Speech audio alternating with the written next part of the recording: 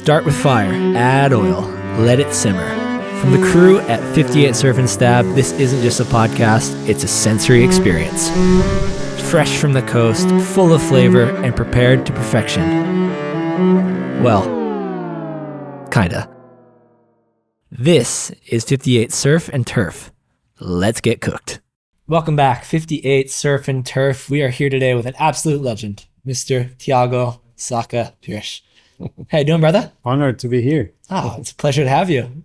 Doing good. Now that I see the rain, I'm doing even better. Oh, yeah. It's a lovely Because I know day it's wet. to be locked into a little chat with us, isn't I it? wouldn't be happy if it was 6 foot offshore and sunny. Huh? I would be happy to be sitting here. So thank God it's raining now. Yeah. Oh, I heard you had Right some... place at the right time. Yeah. Right place, right time. That would be the wrong place at the wrong time. So 6 feet offshore sunny. I heard you had some of that last Friday, yeah? Accidentally. That's even better. Yeah, that's how my life goes these days. You know? I surf accidentally. No, I was with the family in Madeira Island because my wife is from there, so I go there every now and then. And I wasn't really counting on surfing because I didn't take any gear with me. And then as I get to the airport, I see the big advertisement of my friend Orlando. He's right on the arrivals all on the belt of the luggage belt. It's right with the big photo of him surfing. I think I'm gonna contact Orlando. Sure. So I contact him. He was just arriving too, like the day after me. He was coming from the mainland as well, and he told me, Friday there's some waves. You want to come? Blah, blah, blah, let's go. And I said, I don't have a board. I don't have nothing with me. And he said, man, you still have a board and a wetsuit in my house. And I said, perfect, let's go. So I met him. Guy is nuts, man. The guy has like 5 kids. The day we surf, he wanted me to come at dark to Jardim do Mar, at 7 a.m. But the plan was to surf Paul do Mar later on because the forecast was good for Paul. And he said, let's go to Jardim and then Paul. I said, crazy?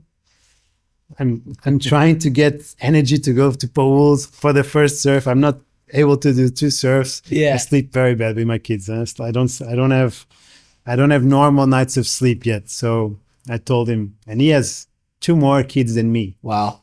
That's a full team. But he did it, huh? He did it. He was, I'll send you a pic when I arrived to Jardim. So he sent me a picture from the waves. It was still dark. He went out, surfed, came back. And then we met around, 10 o'clock and we had like a normal surf. Yeah. A normal dad surf. Okay. It's fun. It's really fun. Yeah. Normal accidental dad surf. Exactly. And you got some good waves. I got a few waves. My board is feeling a little bit smallish for my weight. Okay. Because surf. It's been sitting there for maybe 2 years already. But I had fun, I still had a few waves, and it felt so good just to glide on that wave, because such a one of my favorite waves actually. Yeah. I love that wave. Oh, that's a beautiful place. I love those rocks, and they look really scary, but then they're so nice to you, and they're so round. And I think there's some people that beg to differ. No, but coming from inside where the rocks are super knifey, cut you when you're not expecting all the time. Yeah. Over there, just walking on these round cobblestone rocks, and so friendly, Madeira. Yeah, friendly. I wouldn't. I'm not sure if that is the same word I would use to describe my experience in the entries and exits to lineups there. I've had some sketchy calls. You do have to time those exits, And I actually had a bad exit this time. Did you? It's just about slippering. It's not cutting. It's slippering. Get your feet like stuck to rocks. I sort of got stuck a little bit. The shore break was still heavy, almost on a high tide.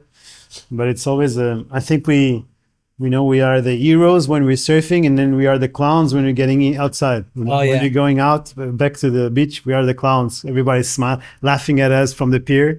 Yeah. So we make the entertainment twice. Yeah, you fill 2 roles there. Exactly. I think one of my favorite Instagram accounts, I'm not sure if you've seen it, I'm sure you probably surfed the wave, but Lennox in Australia, there's an account dedicated to people struggling with the rocks there. Those rocks are quite hard to jump off of, I think, and there's a full just Instagram page devoted to it where it's hilarious. It's people just post up, film it. So And I'm sure there could be like some maybe 10 or 15 more of those accounts. Huh? yeah, If you start counting the places where people have hard time to get in and out, like J-Bay. I had a bad time at J-Bay already to come in when it's sort of big. It's sort of slippery and knifey, you know, and sometimes you just have to go, you know. In the heat, or is it a free surf? Well, in the free surf, in the heat, you know, it's funny. I think everybody has its moments. Yeah. Has had its moments over there, and Koshus, everybody, everywhere, you know, there's rocks and good waves. Rocks, people, waves. It's gonna happen to all of us.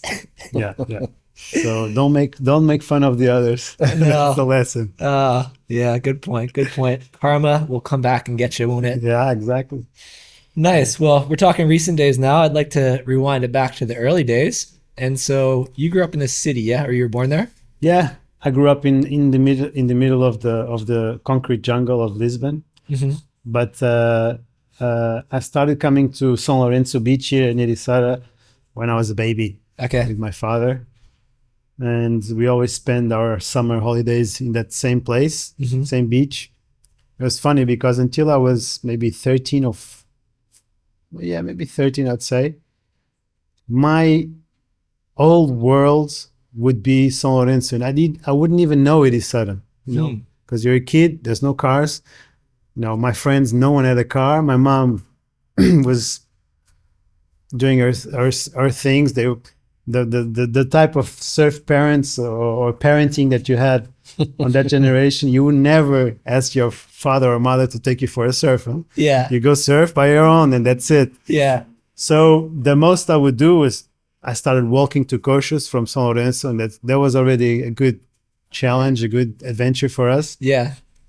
And then slowly one guy, Mika, gets a moto, but there's only one spot behind him. So who is he gonna take, you know? Yeah. So it was interesting. But then I remember there was one summer, I don't know which one, I was 13 or 14, that for a tryout, my mom rented a house in Ericeira Center, and we shared the house with Mika. And we had a house right in the north area of Ericeira, right on the beach. And it was funny because suddenly we start knowing the Ericeira dynamic of surfers, of people, but we were completely like isolated in São Lourenço, you know? Yeah, it's funny, so close, but just not tapping into I think one time we walked to Ericeira and it was like a day mission, you know? Yeah. Walking 4Ks through the rocks and the cliffs and hills. We would go through. The first batch was the São Lourenço beach, you know? Then climb. The whole story was half a day, you know? And then you have to come back. But funny times, huh? Nice. Funny times. And I remember my first time in Coxos I remember I walked from São Lourenço and it was a summer day. I got in sort of high tide-ish, jumped from the Burger Rock. And then when I was coming in, it was super low tide. Mm-hmm. And I had no references of where to come in or whatever. And I remember my leash got tangled in the rock. Uh-huh. And I was trying to get the leash out of the rock, and I was stepping on sea urchins. And the waves like not trying to knock me and stepping on sea urchins, and I couldn't get my leash out of the rock. And it was like first time was like 14 sea urchins spiked. Oh wow. Very first time surfing that wave. Welcome. And I think probably the last time I had sea urchins stuck on my feet there, but it was the first time it was my baptism in Coxos. Wow. Were the waves at least fun leading up to that? It's amazing, you know. As a kid, I think I was 12 probably or something like that. The idea of surfing Coxos, we had this idea very present on our memories. There was a big wave event in Coxos in '89. Mm-hmm. That I didn't see. I saw some footage with very bad quality footage. I saw some pictures. Actually, it was on the magazines that we would dream about surfing big Coxos or seeing big Coxos. And it's funny. I think it's the same thing that people feel when they hear about Nazareth these days, they think it's always big over there. So they're going to Nazareth in the summer and they're going to see the huge mountains of water. Sure. And I was going to Koshes and thinking I was gonna get those waves, So Yes. something like that. Midsummer, you're like, it's gotta be huge. So the excitement level was high, and but it was like a 3-foot day, super small, but just the wave, it's a different type of wave when you compare it to the others of the area. Yeah. And you feel that, and your surfing goes mental when you have that quality below your feet. Yeah. So was there a moment when surfing went from like something that you kind of did casually with your friends to like something that you were really obsessed with and wanted to master? Well, probably my first summer. I bodyboard for like 4 years before. 4 summers prior to switch to surfing. But I think during those bodyboard years, I was just having fun in the water. Just wanted to be out there and lying and playing around and staying in the water the whole day. And then I switched to surfing when I was 11. But there was no events for kids, and there was nothing happening. So for me, during those years, let's say until 2 years after, because we had a tour starting 2 years after for kids, it was really like casual. I just wanted to surf during the summer, and I didn't think about getting good or it was just something to do while competing or whatever. I just wanted to surf pretty much. I was very competitive as a kid. I was competing in Lisbon when I was back to my normal life, let's say. I was volleyball champion in Lisbon with my school. Always been I was always competing in other sports, and I love the rush of winning. Yeah. But with surfing, it didn't exist, so it didn't really take me there. Yeah. Until '93, when we have Lightning Bolt Kids Tour coming up, showing up as a novelty, and it's funny because it was 4 events, and the first event I think in Caparica, and I didn't even know. So, but back then we already had a TV show called Portugal Radical that was covering this tour and the main tour that surfing that was completely far away from me. Yeah. So I saw the first event in Caparica on TV at home in Lisbon, and I'm like, what? Can you compete with surfing? Wow. And that completely kind of like got me crazy. No way. So I started thinking how I'm going to compete. And then I actually called the surf club in Ericeira. And they told me, we'll take you. There's another athlete that we take, Pedro Tavares, Kikas. The first Kikas. First of many. Who actually worked in his house for many, many years. Yeah. Very respected surfer and fisherman from Ericeira, Pedro Tavares. And he was the only surfer representing Ericeira, the only junior that they had. Wow. And they were stoked to have another one. I was 13. So they took us, the both of us. So I joined in like the Ericeira Surf Club project, and they take me to the 2nd, 3rd, and 4th events of the year. I finished like 3rd place overall. There was only like 8 kids, maybe 7, 8 kids in the country. So we started on the semifinals.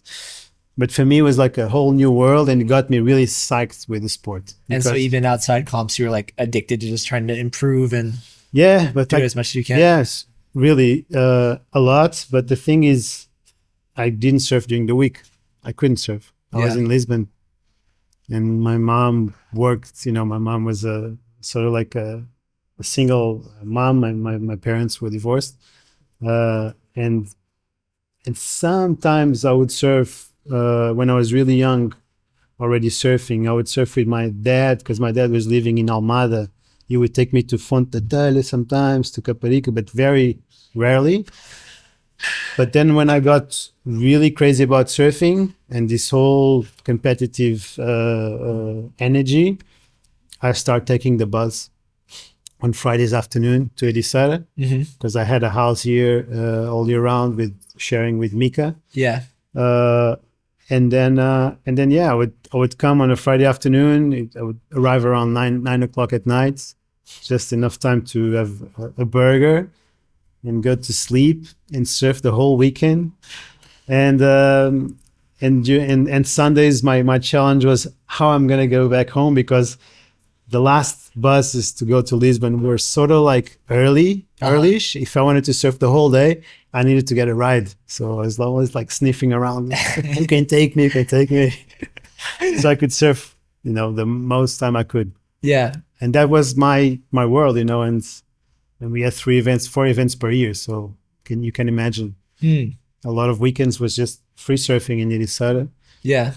It was crazy because any kind of wave was surfable, Yeah. From stormy as shit to I actually didn't expect to get perfect waves during the winter. And you come here and you surf, you're pretty much hooked with the stormy places like Pescadores, like Praia do Sul, Portugal. It's our sort of universe, Yeah. We don't get to surf Ericeira, and I was walking. There was no moto, no bike, nothing. I was walking everywhere. Yeah. Wow. So it was easier for me to surf in Ericeira Center during those weekends during the winter. Then I couldn't even picture myself going to Coxas because you had to walk. Yeah, that's wild. Yeah. It was funny. My mom used to give me a bill of 5 contos. It's 25 euros for me to leave the whole weekend.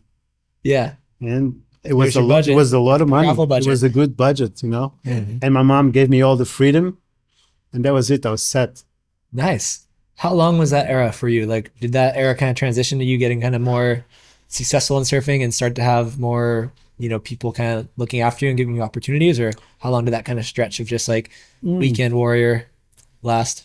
It didn't last long because right in the beginning, I started getting a few sponsors, little sponsors like Semente, and then a surf shop in Lisbon. And then on my second year of competing, I was able to get to convince Luís Falcão Simões de Carvalho, the representative of distributor of Quicksilver back then, to get me a sponsor. So when I was 14, I joined Quicksilver. And organically things started to get a shape. Yeah. And that same year in '94, I went with the team of Portugal, went to Newquay, to the ISA, sort of not Europeans, Eurosurf, Euro Junior, and I ended up winning for the first time a title for a Portuguese surfer, for the Portuguese Federation, let's say, with surfing. Yeah. And then that kind of like accelerated a little bit my thing, but my drive was the same the whole time, just try to be good at school so I can get more freedom and more time in the water. Because if you're not doing good at school, but you still have to go to school, you'll have to probably redo stuff and lose more time. Yeah. So I didn't want to lose any more time with school. And that was my focus, and have the most time I could to surf. Yeah. And then my mom, we actually moved from Lisbon to Carcavelos in '95 by accident. It was not thinking about surfing because my mom's boyfriend was from there. So we moved there. And it's funny because around '95, I started having a little bit of capacity to surf during the weekdays. Yeah. And I met all that Carcavelos clan of, there's a big wave in our surfing culture from Carcavelos. So there's a guy from Ericeira, but he would show up alone in Carcavelos during the week. Yeah. There's this kid, surfing okay, and people would like notice me, but I wasn't from there. It was a little weird. Yeah. But I met young kids that became sort of good, like Grillo and Nika. And we are all the same age. And I sort of had like my team, my camp in Carcavelos as well. So it It didn't last for long because my mom moved again to Cascais. Like 2 years after, we moved to Cascais. And with this, I was studying in these schools in Carcavelos. I did 1 year. Then Cascais, I finished my high school years, my last 2 years in Cascais. So always kind of like almost caravanning with my mom. But every time I was getting more conditions to surf. You know, because more and more. Once you're in Lingenstudil, you can surf during the week, you know, because you're close to the ocean. I got a scooter, you know. Back then, I would on the weekends I would come to the set on my scooter. Oh, really? Sometimes with my board, because I needed a board to surf during the week. So I wasn't leaving the stuff in Irisara anymore because I could surf during the week. So a lot of days I was coming, you know, my shoulder, I would arrive to Irisara Friday night and my shoulder was numb, you know, from, you know, kind of like getting the board close to me on the scooter. Yeah. Sometimes I would get all, you know, wet with the rain, but you know, you're independent, you can surf, you have a moto. Yeah. Living the dream. Yeah, even if it was pouring rain, you're probably just happy to be like, this is incredible. I can just get there on my own and go surf. Yeah. So yeah, that was my beginning. But you have an older brother, so... I have my older brother. My older brother is 5 years older. He was one of the reasons why I started surfing, himself and Mika, a surfboard shaper from here. They were sort of like well-respected surfers. Mika was a little bit high in terms of ranking. My brother never really did good in competing, but he was a good surfer. And they kind of forced me to switch from bodyboarder to surfing. I really didn't want to surf. Okay. I didn't want to surf. You're like, I got this figured out. And they were like, yeah, I was like doing rollos and 360s and super happy, you know. I think I was a good bodyboarder. Yeah. That never happened. That never existed. Oh, what could have been? The best surfer in Portugal was a bodyboarder. I mean, I think everybody started at least just like catching waves that way, but the fact that you got fairly good at it is impressive. But it was mandatory. I couldn't choose. I had no right to say no. They told me, tomorrow you're going to go surf, either you want or not. They kind of threatened me, and I was like... And we had really good bodyboarders in Portugal by then. Really good, I mean, worldwide. My surf buddy, bodyboard buddy was Rastef. Yeah, come on. And it was a guy that got really good from here, from São Lourenço. And I was like the same level as him all the time. Yeah. So we got good. And then I kind of diverted. I think it worked out for you. It worked out. Fair. It worked out. But it was funny because it wasn't really intentional for me to start surfing. Yeah, you got forced into it. Yeah, exactly. That seems to be a theme. Your accidental surfing happens when you're traveling. Happens with your brother. That's good stuff. So you go through that era. You finish studying. At that point, are you like straight to the QS? Yeah, almost. No, you got some national championships. Yeah, true. You were national champion with that year that we only had 2 contests. Yeah, but you won accidentally. You won both. Yeah, exactly. we had a year that we had only 2 contests, and you won both because it was the kind of the year that we switched from federation to ANS to the Syndicate of Surfers. Okay. Yeah. To Union of Surfers that nowadays, and since then they started organizing the tour. Yeah. Before it was the federation doing it, and there was a little bit of a clash between the way they were doing things and the way the surfers wanted the respect and stuff. So we were able to kind of like unionize surfing. It was 99, 2000. It was by that year. And then there was 1 year, 2002. I was on tour already doing QSs. And then sometimes I would come home, there was an event, and it would be good for me to get some confidence back because I was getting, smashed on the QS.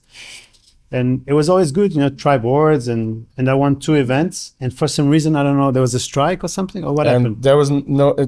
There was no money for more events? There should have been 2 more events, but they were canceled. Okay. So suddenly... No one exactly knew what would happen, who would be a crowned national champion, and come on, it was easy. He won both. Yeah, but I honestly never said in my life that I was a national champion. But now you are in Portugal described as a national champion, as an open surfer of the national tour. For me, it didn't count.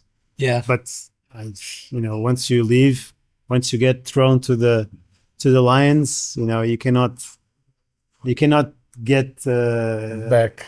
Not back. You cannot get preoccupied about these little things. For me, it was a detail. It was, for me, the national tour was just to try a board, some sort of training, but counting, which is even better, because a lot of times you're training with your coach and you want to simulate eats, but it's never really counting, Yeah. And suddenly I had a moment when I was training and it was counting, Yeah. So that's how I view the national events. So of course there's no pressure at all.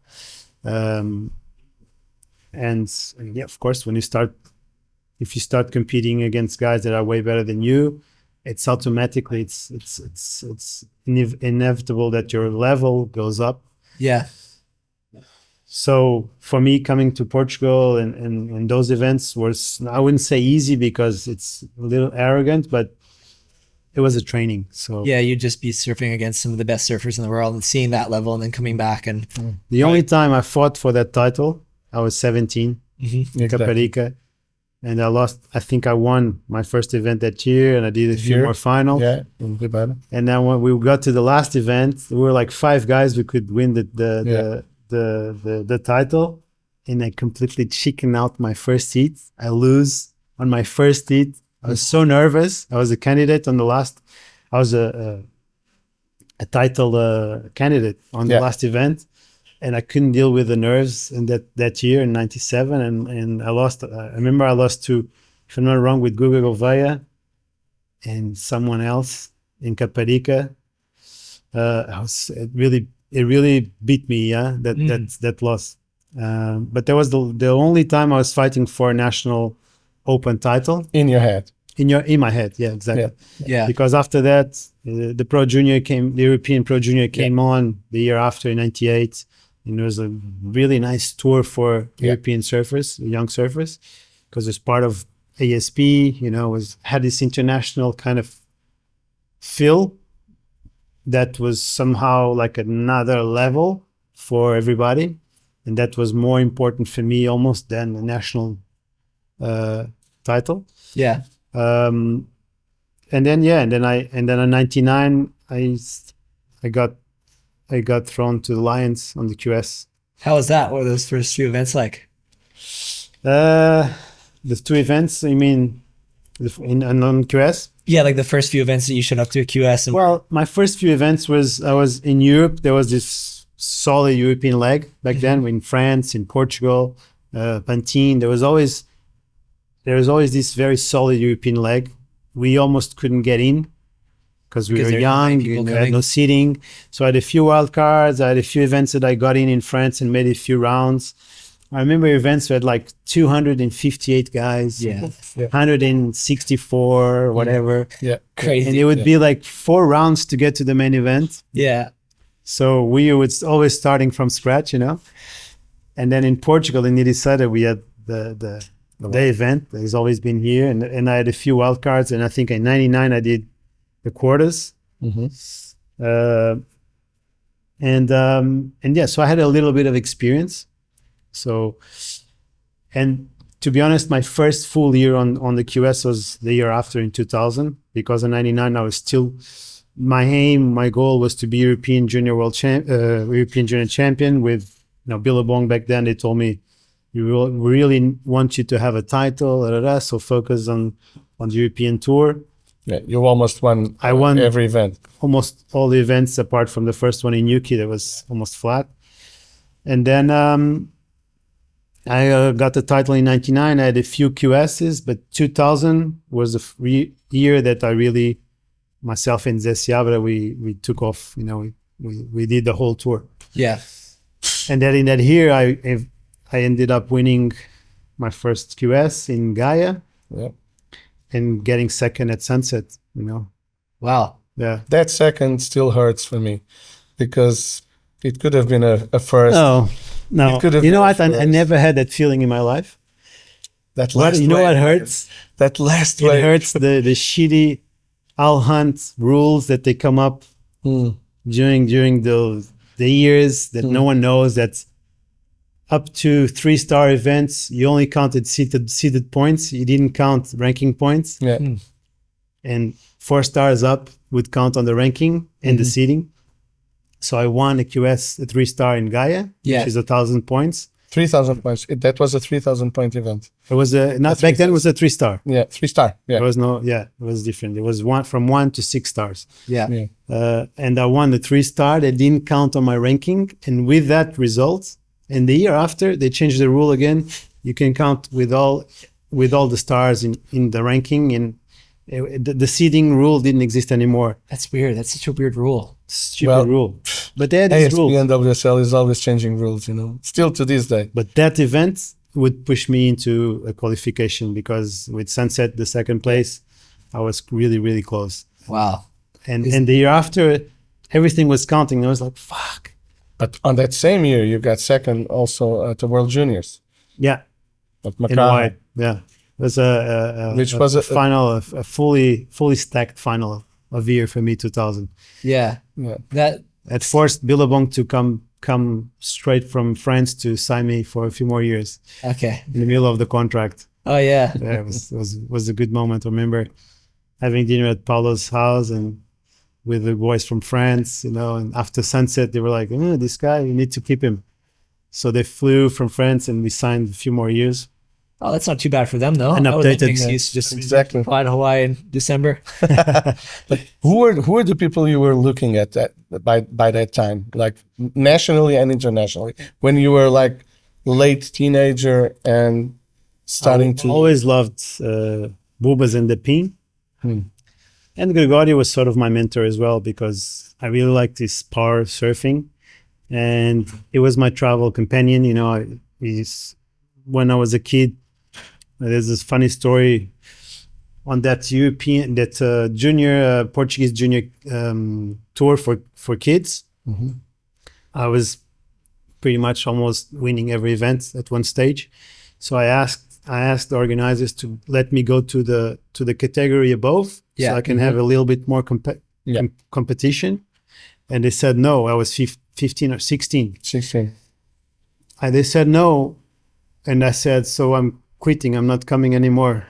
Yeah. So I left that tour and went straight with the big boys to do the European Open. It's called EPSA. Okay. It was the European Professional surfing tour. It was part of ASP back then. Europe ASP. And it was super hard for me because you had all the big dogs in Europe, like Boris Letexier, Fred Robin, Mickey and Echo, Russell Winter. There was a good level. Yeah. Even though if none of those guys apart from Russell qualified, and Mickey of course, there was a strong level. For me as a kid, it was a big decision because I had to miss 2 days of school, Thursdays, Fridays. I was gonna compete in getting beating after beating because they were way better than me. But I needed that challenge, I always needed that challenge. And in Portugal, I wasn't feeling the challenge anymore. So that no from the Portuguese was an accident. It was an accident. Another accident. They said yes. My life might have been a bit different. Wow. Might, because I would stay maybe 2 more years competing in Portugal. Probably wouldn't have committed to the European tour. After you also won your first national contest here at 17. Yeah. So that could have been your click. What? Which one? The no. I didn't like to hear the no. I thought that I was winning every contest. It didn't feel right to me to be there, and the guys basically they needed to say yes, you can do it, whatever. Nowadays, I think kids do many categories. Yeah, totally. And it's normal. You can do as much, but back then they were sort of strict, and for me it was like, okay, I don't want to lose more time here, so I started traveling with Gregorio in his van, sleeping with him in the van, and we, had no money, so we had to struggle around Europe doing these EPSA events. But it was good for me because the level was super high and intense, and got me. At the end of the day, I think the whole thing made me a better surfer, you know? Yeah. And at that point, were you already just committed to the dream of making a tour? You met Zé. Then you met Zé. Yeah, I met Zé when I was 16. I don't know if I took that decision. I think I took that decision before I started with Zé of quitting the Portuguese tour. It was around that same area. I started working with Zé, and his mentality was, let's go to the international scene, you know? Yeah. I think that's what kept your attention from Zé Seabra, your decision to, okay, I'm quitting. Yeah. I think that's what got your attention from Zé Seabra. And Totally. you told me one day, I think, that I want to go with this kid. I want to know this kid, you know, the attitude. It wasn't very normal, you know. Back then you wanted your trophy. At the end of the weekend, you wanted the trophy. Yeah. And I had a lot of trophies already. It doesn't mean it wasn't special and important at one stage, but at one stage more after, I wasn't feeling anything with the trophy, you know. Yeah. And it was, I remember back then I had a little bit of media impact, and the guys from Media Center Club, they were super mad with the organization. And we kind of made like a point, like, you shouldn't do this. You're kind of putting the lead on top of this kid, And it was good for me because I had to miss more school going to do these European events. But at the end of the day, I was, you know, super stoked because I was going to France, to Italy, to, you know, we had these events in Spain. It was a very busy and very highly motivational and tour. And it was a high standard league back then, the European League. Yeah. We even had at some point South Africans and some Brazilians sometimes. We had an event in Super Tubo. Yeah, who would come to the European tour. We had events in Saint Lô. Can you imagine? Reunion Island, Saint Lô, European event, firing the waves. Yeah. Damn. In Guadeloupe. That's not a bad events tour. It was an amazing tour. Yeah. And for me, I was like 16 or 17. You know, it was very important because it made me push harder. And if I made 2 rounds and made the round before the quarters, I would come home happy. Yeah. So you can imagine the margin of progression that I needed to have in that tour. Wow. So that made me fight more than, you know, than the usual suspects, you know. Yeah. And so you were working with Zé at that time, but he wasn't traveling with you, I imagine. You maybe just call him, you know. No, yeah, we would train a lot. It was the beginning of the surf coaching era. Yeah. There was no surf coaches or whatsoever. There was none. So how did that start then? It was his idea. You know, you got 3 kids together. It was me, Ruben, Aesio, and then Nika from Grecavelos came later on. But basically, we would just go surf together. We'd film and we'd go back to his house and watch the whole footage and dissect the footage. And we trained them, you know, as much as we could. And it was funny because at this one stage, Zé told like everybody, hey guys, now I need to get paid a little bit, you know, because I'm doing this for free. Yeah. And everybody left. I stayed alone. Because, you know, I had money from Quicksilver already, you know, and I thought that it's normal, you know. Yeah. And even Ruben like took off. Ruben was a guy, Ruben Gonzalez. He was better than me when we were together this time. He was 2 years older, but in terms of talent, he was way more talented than me. He probably had better sponsors than me, maybe with Gotcha. It was Gotcha and Reef, and but he just didn't want to throw the bucks at Zé. Yeah, and he chose to do his own thing. And yeah, that was it. I kind of stayed by myself with Zé, and yeah, basically it was the conversation with. I remember in the beginning, Zé, we went out with my mom and my father-in-law, my father-in-law. Yeah. Padrasto. Yeah, father-in-law. And with Zé, and we went to have dinner because Zé wanted to kind of like explain what was going on, and he told me, I would really like your kid to go and do studies in Huntington Beach. And my mom was like, what? Huntington what? So Huntington High School. Because I had been there studying. Yeah. And he knew the benefits, of doing this having this experience. But your mom wasn't so sold on it. But no HP for you. And he told my mom, hey, your kid, I think we're gonna have like international career. My mom, the only example she had was my brother that would suck at contests. Yeah. And he was sort of like an artist and a dreamer and like a romantic guy. And so it was really tough for my mom in the beginning when she heard this about the second child, the younger one. But for some reason, I was like giving her enough proof. In school, I was well, I was passing and achieving my results in school. And my mom kind of gave me the freedom. And then the results kind of helped her deciding, and letting me go, open the door, let's fly away. Yeah.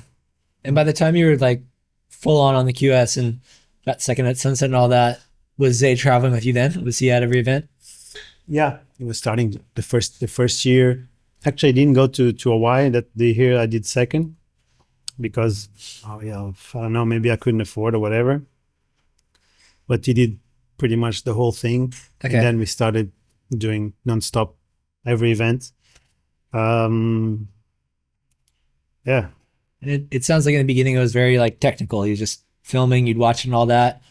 And I know that he went on to study and get a degree in psychology, right? No, but I think as a coach, I think Zay's biggest asset is that is a very good observer. How do you say this? Orchestrator, He can really choose a good path for you and read you well, study you well, analyze you well, and then kind of like draft your career really well, in terms of what you'll need to do to get better technically, how are you going to position yourself, how are you going to sell yourself. He was my manager as well. He was coach and manager. Oh, cool. Because there was no managers either. There was no coaching, there was no managers, so I had the same guy doing it. But and so we had a lot to discuss. I was paying him commissions. I was, he was coaching me. But our relationship was always so like transparent and honest. Yeah. That we worked together for 14, 15 years. We never stopped. Till today. Till today, yeah, we still work a bit, but I think there's vision is his biggest assets. Okay.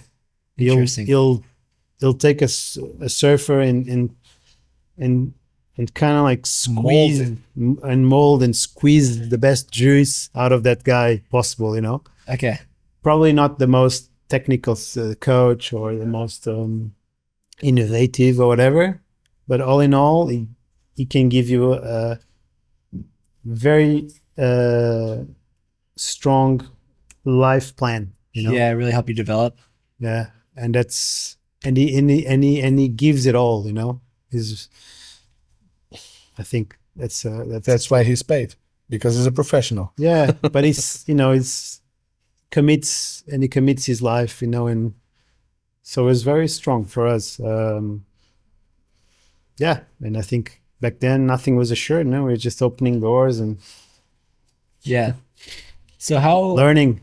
Yeah, that's interesting. No managers, no coaches. You're like first guy doing the QS full time. Yeah. First guy ever. And didn't you? I remember we've talked about this before, but you had made the tour and you were friends with Mickey Pecan by then. Mm-hmm. And didn't you kind of inspire Mickey to start kind of working with a coach just because he saw the success you're having? Psychologist. Yeah, psychologist. Yeah. Wow. And then he qualified the next year, didn't he? Yeah, he did. He did. It's funny because in France they didn't call those professional psychologists. They call them something else. It doesn't resemble.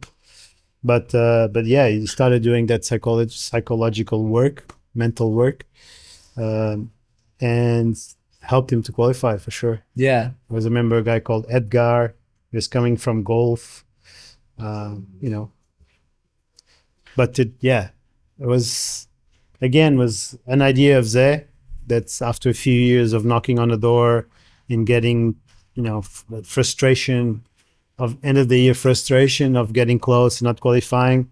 There was this one year in 2005 that I won Edisada. I was really close. I arrived to Hawaii, was qualified, and then did really bad on the Triple Crown and got probably, I think, was one spot out. Damn.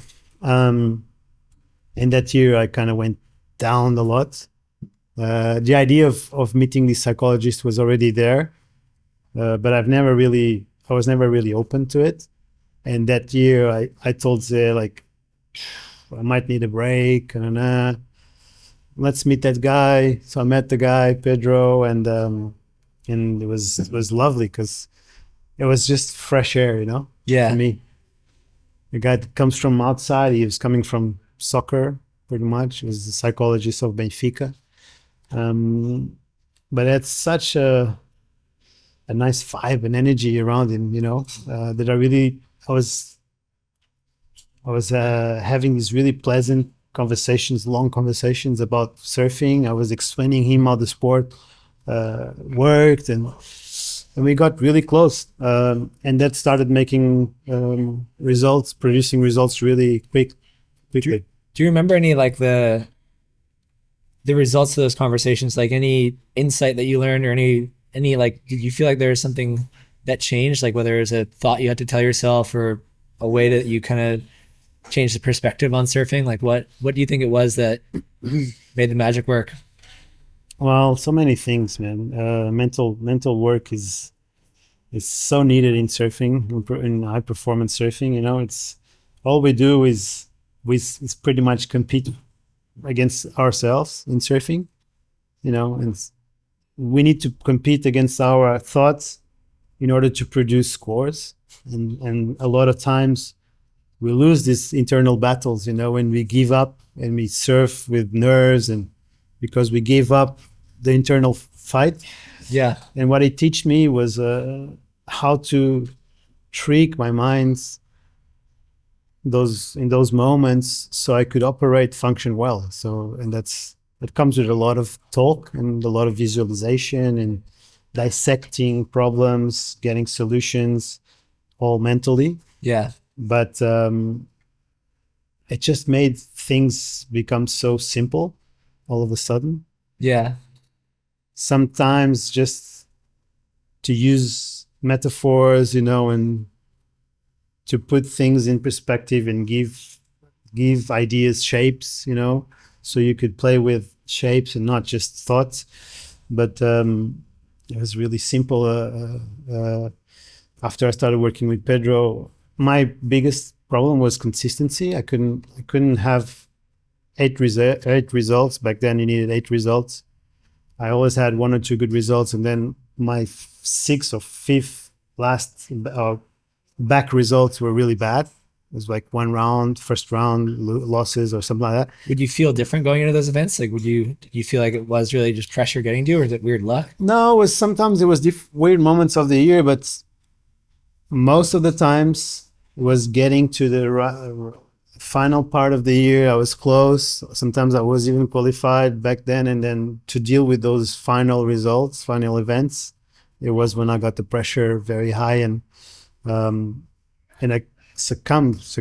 You can say this, that I lost to the pressure, and then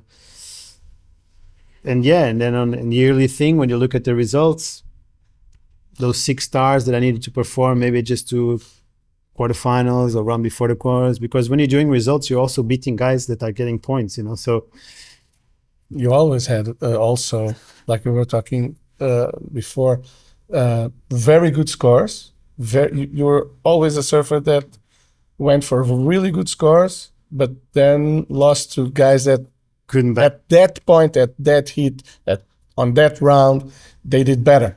Yeah. So, and you also were plagued with a lot of injuries. Come on. Few injuries, yeah. Few. I had a few injuries during those QS years. But that must have been also. Some of them were tough on me. 2002, when I was coming from a win in Japan, and I was with good momentum, and then I broke my tailbone. Okay, damn. How? Surfing cautious, on a big barrel and on low tide, straight with my butt on the rocks. Ah, damn. And got sea urchins on my ass through my wetsuit. Hopefully not 14 of them like that. No, it was less, but embarrassing enough to be, on the medical, on the hospital with my butt out. But anyway, a few injuries, of course, but most of all was psychologically. I wasn't ready for the CT, and I even said this a lot of times. I was lucky I didn't qualify on that first year, because it would have been really bad for my career. Yeah. Because I would have been out of there easily, quickly. And then the rebound is very complicated for athletes. Nowadays, there's guys that adapt well, but back then, I think the rebound coming back from getting kicked out of the CT was a tough one. Yeah. Exactly. Interesting. So what was the moment like that you actually qualified? Were you on land? Were you in a heat? Like, do you know when it was official 100%, like, hey, I'm on tour next year? It was funny because it was the second year I was working with my psychologist, Pedro. So the first year I started working with him in March. It wasn't the beginning of the year. And then 2007, I started with him from the beginning. And basically what we wanted was to do, we programmed it so clearly that I needed to make 2.6 per heat the whole year. Yeah. And that became more simple. I was thinking about, heats and reading heats very differently, with way less pressure on me, with a very, very positive internal speech. And we needed to make 2 rounds per contest. That was my goal. I wasn't really focusing on points or ranking, and the consistency that I needed in my career, in my competitive year. I got it, and I started from the first event in Brazil in shitty ways, getting a result, second, another result in Brazil. Third, I went to a 6-star in Margaret River that I've never made a hit before in 5 years. Damn. Before. I made second. I was all the way in the final. Wow. And you beat John Florence? I beat Dane Reynolds. Dane Reynolds. Got him. Yeah. So I went from not making a hit in that venue for 5 years in a row. I was shaking with the thought of going to Margaret River. Yeah. To all of a sudden you're in the final. I'm in the final. Who beat you in the final? Kieran Perro. Ah, okay. The commish. Yeah. The big, strong, like big Margaret, stormy Margaret. Yeah. But for me, it was a game changer, Suddenly I've got 2 results on my back in Brazil already, 2 quarterfinals or whatever. I go to Margaret, and then I'm in the final of a 6-star prime or whatever. Jump straight into first place of the rankings. And suddenly you're there. And I go all the way until Lacanau in August in first place, where I get out of a heat, and Hal Hunt tells me in August I'm qualified. Wow. That's pretty quick. So you didn't know that it was even with these rules. You just knew that you were going really good, and you were just I was first in the ranking. Wow. But you didn't know that doing result that after result. You didn't know that was potentially going to happen. You didn't know. But by that point, you were probably. I was feeling good, feeling good, not really stressing about that much. And then I remember that Jordi won that 6-star in Lacanau. And Hal Hunt said, "You 3, me, Dane, and Jordi, you're in." Wow, the 3 first guys. That's pretty gnarly. Was that the year that you got also? Sorry, was that the year that you also got 3rd at the Mr. Price Pro? Yeah. Yeah. So I was backing my backups were semifinals and quarterfinals. You know, So that's the difference. And that year you didn't win the contest. No, it was consistency finally. I get to Edisada, qualified. Yeah. And I had won the 2 previous years in Edisada. And I was qualified, man. The party was on town. couldn't compete. I actually lost in Saint Julien. Was a year they had no waves, so the whole event was in Saint Julien. Oh no. Yeah. But there was this big thing about me competing, but the party was set already. T-shirt, Tiago qualifier, Saca tudo. Saca tudo, yeah. That was I still have that funny. T-shirt. It was funny because I still have that T-shirt. It was accomplishing like a big life goal. So my energy got a little bit mixed up in Edisada. Yeah. But then after Edisada, I still made a few results, like Brazil, another quarterfinal and stuff. So I was backing it up. I think I finished 5th, if I'm not wrong. Yeah. Because my energy kind of tell me I'm confirmed in August. Of course, you're not going to be crazy about it, you know. And I was never this type of person too, like completely obsessed. Yeah. Like probably guys like a Kelly would be obsessed about winning the tour. But I wasn't. I was just did my job. I'm on tour. Exactly. So fast forward until February or March, and you're on the Gold Coast for event 1. Yeah. Had you had a wild card before that in the CT? Yeah, I had plenty of wild cards. Okay. I had plenty of wild cards at J-Bay, Mundaka, okay. Portugal. You'd already surfed at that level quite a few times. Yeah. Yeah. Never really performed amazingly.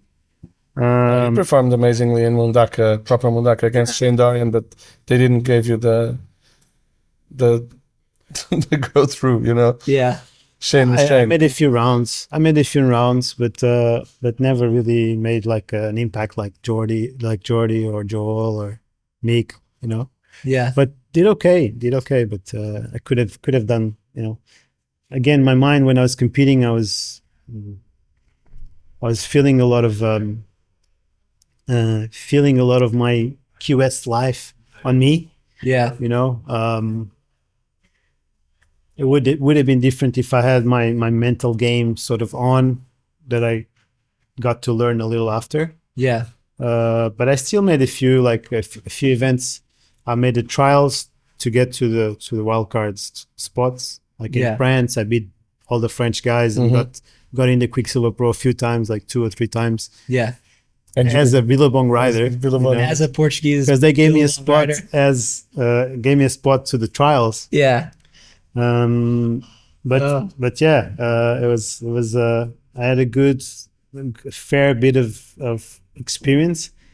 It didn't really help because once you get to the Gold Coast and you're part of the circus, man, the weight on my lycra my jersey was so much more. Yeah.